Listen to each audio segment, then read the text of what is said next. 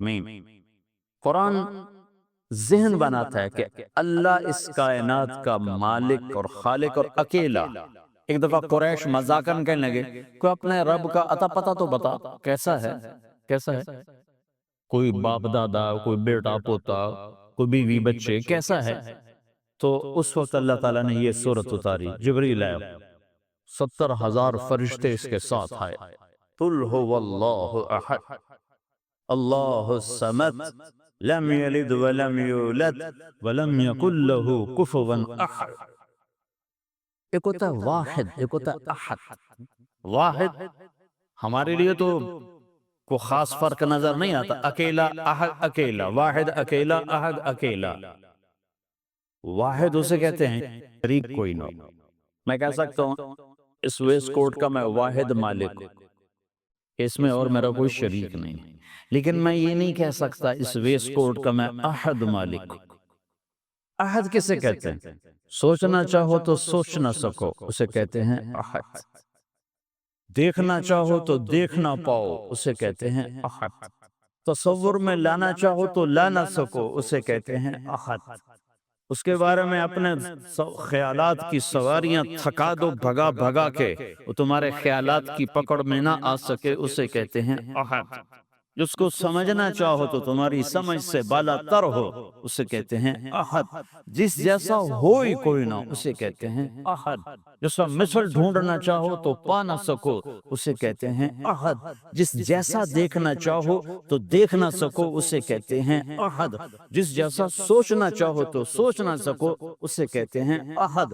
جس جیسے کا تصور کرنا چاہو تو تصور نہ کر سکو، اسے کہتے ہیں احد۔ جو الفاظ کے جامع میں سما نہ سکے، جو خیالات کی دنیا میں آ نہ سکے، جو زمان و مکان میں سما نہ سکے، جو کون و مکان میں آ نہ سکے، جو اتنا دور ہو کہ نظر سے بھی آگے اور خیال سے بھی آگے، اور اتنا دور ہونے کے بعد اتنا قریب ہو کہ شاہرخ سے بھی زیادہ قریب ہو جائے، وہ احد ہوتا ہے۔ احد، قل هو اللہ احد۔ برمنگم والوں کو بتاؤ کہ زمین آسمان کا ایک مالک ہے، وہ اللہ ہے، کیا اس کے ساتھ کوئی اور ہے؟ نہیں، احد، احد۔ اسے جب بلال کو کوڑے پڑتے تھے تو کہتے تھے احد احد، اور مارو، احد احد۔ اس زبان سے احد نکلے گا۔ کیسا ہے؟ اللہ الصمد، کسی کا محتاج نہیں، سب اس کے محتاج ہیں۔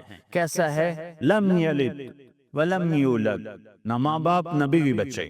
کیسا ہے؟ ولم یکن لہ کفوا احد، کوئی اس جیسا ہو تو سوچ سکو، کوئی اس جیسا ہو تو سوچ سکو۔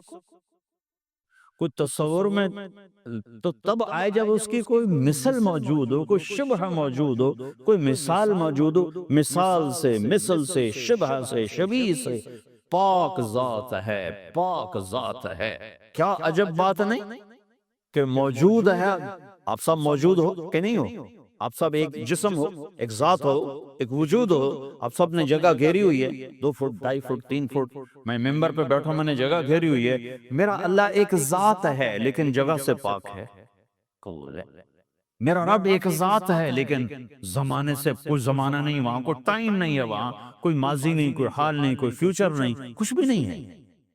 مشرق نہیں، مغرب نہیں، شمال نہیں، جنوب نہیں۔ مشرق سے پاک، مغرب سے پاک، شمال سے پاک، جنوب سے پاک، لیکن ہر زمانے مکانے سے پاک ہو کر کہتا ہے اینما تولوا فثم وجہ اللہ، جدھر منہ موڑو گے آگے میں کھڑا ہوں گا، جدھر دیکھو گے مجھے پاؤ گے، پتوں میں دیکھو گے میرے جلوے دیکھو گے، بارش کے قطروں میں دیکھو گے اللہ اللہ دیکھو گے، بادل کی گرج میں سنو گے تو اللہ اللہ سنو گے، بجلی کی روشنیوں میں دیکھو گے تو اللہ اللہ دکھائی دے گا، بجلیوں کی کڑک میں تمہیں اللہ اللہ سنائی دے گا، بھمرے کے اڑنے میں تمہیں اللہ نظر آئے گا، پھول کی پتی میں تمہیں اللہ نظر آئے گا، پھل کی مٹھاس میں تمہیں اللہ نظر آئے گا، بھینس کے دودھ کے قطرے میں تمہیں اللہ نظر آئے گا، برستی بارش میں تمہیں اللہ نظر آئے گا، بہتے دریاؤں میں تمہیں اللہ نظر آئے گا، گرتی آبشاروں میں تمہیں اللہ نظر آئے گا، ابلتے چشموں میں تمہیں اللہ نظر آئے گا، مہکتے پھولوں میں تمہیں اللہ نظر آئے گا، رینگتے کیڑے مکوڑوں میں تمہیں اللہ نظر آئے گا، بپھری موجوں میں تمہیں اللہ نظر آئے گا۔ آگے دیکھو گے تو اللہ ہے، پیچھے دیکھو گے تو یعنی اللہ کی قدرت، اللہ کے جلوے، اللہ کی کاریگری۔